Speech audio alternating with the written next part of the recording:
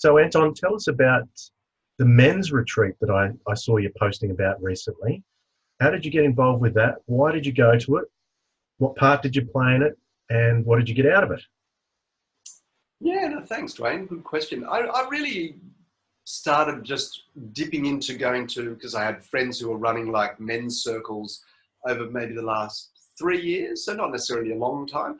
Although many years ago, there was a woman I worked with she was a spiritual counselor, an amazing woman, and she said, you'd be really good to do men's work or run men's circles. And I remember at the time I was like, what are you talking about? I had no idea, right?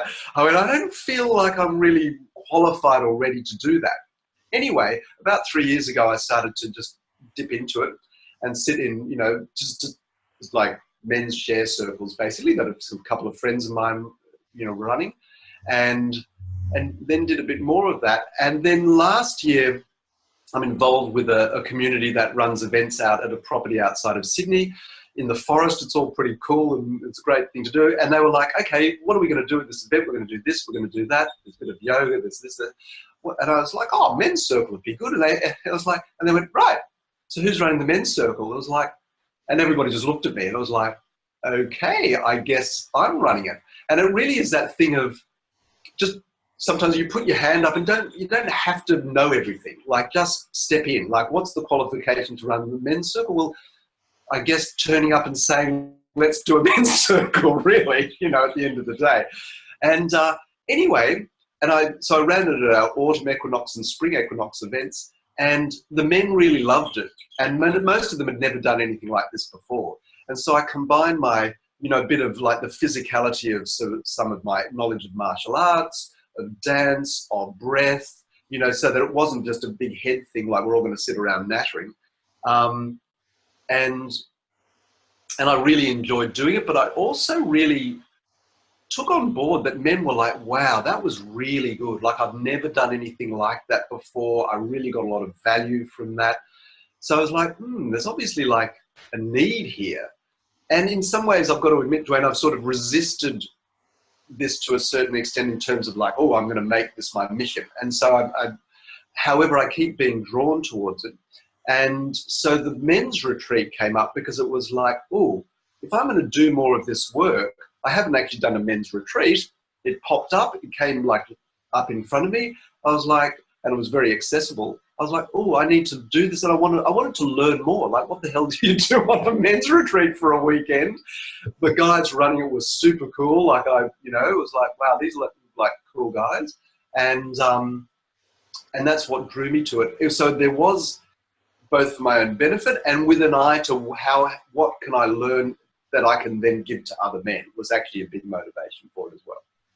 What were the guys who organised it? What were they hoping to achieve from the weekend? Yeah, look, they were interesting. They were, I'll mention names because Stuart Garden, he now lives up in Byron, but he's like mid-30s, I guess, or sort of mid to late 30s maybe. But he was, his background is Australian SAS.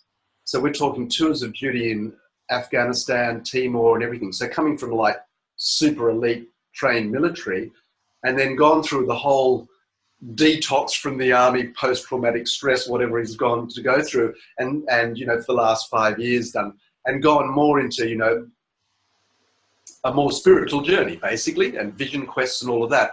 And I love that. For me, I went, wow, well, I'm a long way from that level of military sort of experience. I don't want to have to experience what he's had to go through, but I really can admire and respect what it must take to be trained to that level.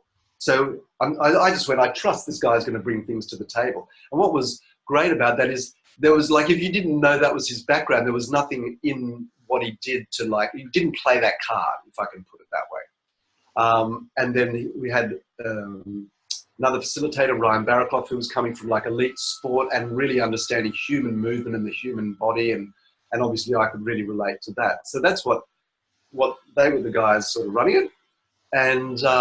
And it was fairly, because it was a small group, it was more organic, like they had a bit of structure, but it wasn't rigid structure. So we all had an input. And what was also great was 4 of the men there, we were all fathers actually doing it, except for the guys running it. 4 of them had their sons there. So we had boys between 10 and 17, about 5 boys. And they just sort of wove in and out of the whole thing. It was really interesting. So they were very involved, but they didn't, you know, the share circles they were allowed to sit in, although we had a couple that we, later in the evening, let the boys go to bed, especially the 10-year-olds. But, you know, it's amazing that boys can then sit there and hear men being vulnerable and authentic and say things that they probably don't realise adult males need to say. And most adult men don't get to say to other men. So it was a very powerful experience.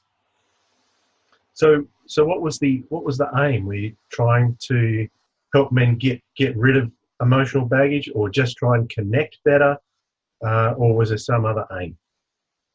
I think good question. I think the big thing that I got from it, and I think just the men generally, obviously can't speak for other people, but just as a man to be heard, like, you know, the power. So, you know, the whole thing when you do a share circle, it's not about fixing. So it's not, oh, hey, look, I've got an idea for you, la, la, la, and start to project and, you know, it's just like, just let the man tell, and not too much story. So it's not like you ramble on forever. It's like, hey, speak, but get like, it's about connecting to that masculine essence, which is a little bit of cut to the chase. Like, what's the essence of what do you really want to say? Not too much blah, blah, blah. Like, let's just get to, and get real, you know, like if you're feeling vulnerable, like if, you know, like if you've had an issue in your marriage or in your business or in your work or with your children, let's get real about it. Like, this is an opportunity not to have to put on the front that we put out in society to show that we're all okay and we've got it all together. So I think the power of it is just for men to go, wow, other men go through what I go through, you know? We've all got it doesn't matter what anyone looks like from the outside. We're all going through our stuff, you know, and just to feel safe in expressing that.